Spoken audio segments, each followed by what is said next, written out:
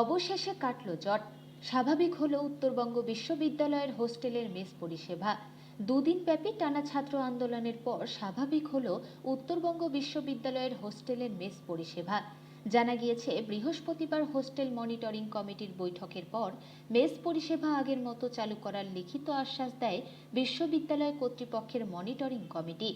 এরপরই আপাতত বিক্ষোভ স্থগিত রেখে শুক্রবার থেকে পঠন পাঠন স্বাভাবিকভাবেই শুরু করেছে বিশ্ববিদ্যালয়ের পড়ুয়ারা। তবে যতদিন না পর্যন্ত উপাচার্য নিয়োগ ও হোস্টেলের সুরক্ষা বৃদ্ধি করা হয় ততদিন আন্দোলন চলবে বলে জানান পড়ুয়ারা।